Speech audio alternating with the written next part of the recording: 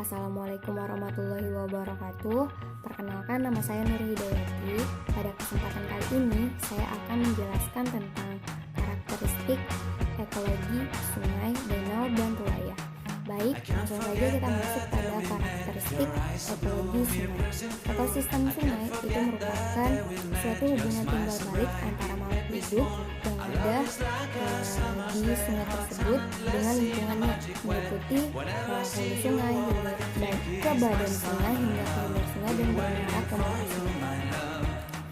Di dalam sungai itu terdapat kandungan senyawa nutrien atau hara, yang mana tinggi atau rendahnya kandungan nutrien atau hara pada sungai tersebut itu dipengaruhi oleh banyaknya vegetasi yang ada di sungai tersebut. Semakin banyak vegetasi yang ada di sungai tersebut, maka semakin tinggilah kandungan nutrien atau hara yang ada di sungai tersebut.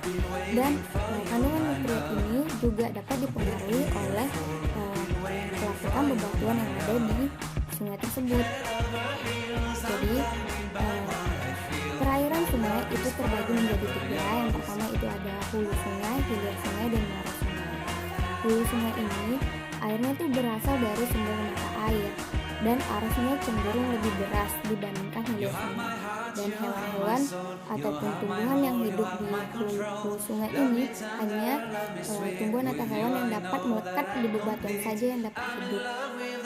Kemudian hilir sungai ini merupakan kumpulan dari anak-anak sungai, yang mana volume airnya itu lebih banyak dibandingkan hulu sungai dan arusnya itu lebih tenang dibandingkan hulu sungai, serta hewan atau tumbuhan yang hidup di hilir sungai ini lebih banyak dibandingkan hewan atau tumbuhan yang hidup di hulu sungai. Kemudian ada muara sungai. Muara sungai ini terbentuk terbentuk delta karena adanya endapan lumpur, dan organisme yang hidup di muara sungai ini lebih beragam. Contohnya itu seperti zooplankton, ikan, dan remis, dan lain-lainnya.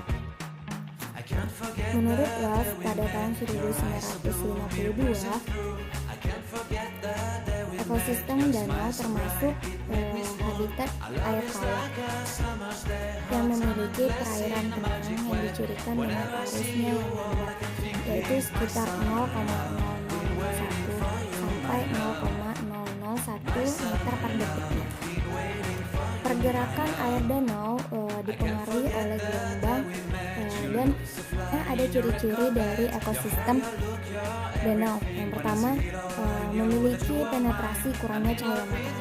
Hal ini disebabkan karena sinar cahaya matahari itu tidak dapat menembus sampai ke dasar danau, sehingga hal inilah yang menyebabkan danau itu memiliki penetrasi yang kurang terhadap cahaya matahari. Ciri kedua, penghuninya banyak filium hewan. Contohnya itu salah satunya itu ada nekton, misalnya ikan. Ciri ketiga, variasi suhu pada danau ini pada air danau ini tidak terlalu mencolok, seperti suhu yang ada suhu pada siang hari dan malam hari itu tidak terlalu mencolok perbedaan suhunya. Kemudian komponen pada ekosistem danau itu terdiri dari dua, komponen biotik dan komponen abiotik. Pada komponen biotik terdapat udang, ikan, plankton, kata, dan lain-lainnya. Dan tumbuhannya itu ada gambang, teratai, dan tumbuhan yang biasa hidup di danau. Manfaat dari ekosistem danau yang pertama itu tempat berlangsungnya siklus hidup flora maupun fauna yang ada di danau tersebut. Kedua, tempat penampungan air bersih, dan terakhir itu sebagai sumber plasma nutfa.